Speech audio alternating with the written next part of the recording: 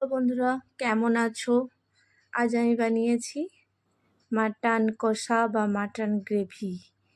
আজকে এই সাদা ভাতের সাথে মাটন দারুণ খেতে লাগে। মাটন তো সবাই বানান, অনেক রকম করেই বানানো যায়। এই যে মাটন ধুয়ে পরিষ্কার করে নিয়েছি।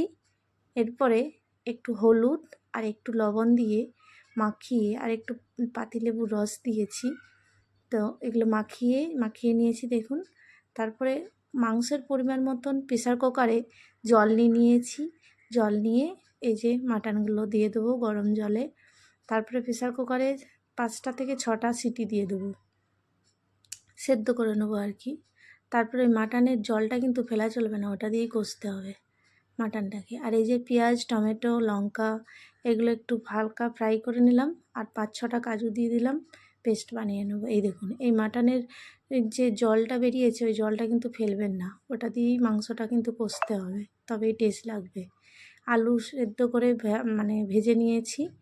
আর এই দেখুন, কড়াইয়ে তেল দিয়ে দিয়েছি, আর দিয়ে দিয়েছি এলাচ, লবঙ্গ, দারচিনি, শুকনো লঙ্কা, তেজপাতা দিয়ে দিলাম ফোড়ন। আর এই যে পেঁয়াজগুলো দিয়ে একটু ভেজে নিলাম। আদা রসুন পেস্ট 1 চামচ দিয়ে দিলাম। একটু জিরে বেটে নিয়েছি, একটু গোটা জিরে বেটে নিয়েছি। তার মধ্যে হলুদ, একটু গুঁড়ো লঙ্কা, একটু জিরের গুঁড়ো, একটু কাশ্মীরি লঙ্কার গুঁড়ো, এগুলো সব মশলাগুলো দিয়ে দিলাম। দেখুন,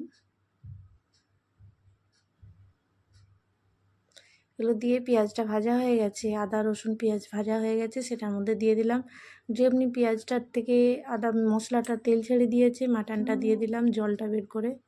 তারপরে দিয়ে দিলাম এই যে পেস্টটা, সেই যে পেঁয়াজ, টমেটো, কাজু পেস্টটা দিয়ে দিলাম। পরিমাণ মতন পেস্টটা দিয়ে দেবেন, পরিমাণ মতন লবণ দিয়ে দেবেন। সেই যে জলটা সেদ্ধ, মাটনের যে সেদ্ধ জলটা, সেই জলটা দিয়ে দিলাম। আলুগুলোও দিয়ে দিলাম। এর মধ্যে দিয়ে দিলাম আর একটু গরম জল দিয়ে দিয়েছি। দেখুন, মাটনের ওই জলটা, এই জলটা দিয়ে দিয়েই কষবেন। আর যদি জলটা একটু থেকে যায় তাহলে লাস্টে ওটাও দিয়ে দিবেন, তবে টেস্ট লাগবে, নাহলে কিন্তু টেস্টটা পাওয়া যাবে না। হয়ে গেছে, তার জন্য একটু গরম মশলার গুঁড়ো দিয়ে দিয়েছি। দেখুন,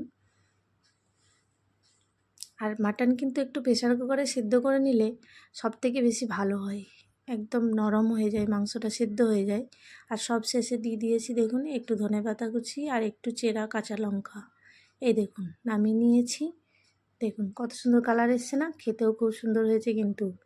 দেখুন, ভাতের সাথে খেতে দারুণ লাগে। আপনারাও বানাবেন। নমস্কার, ভালো থাকবেন।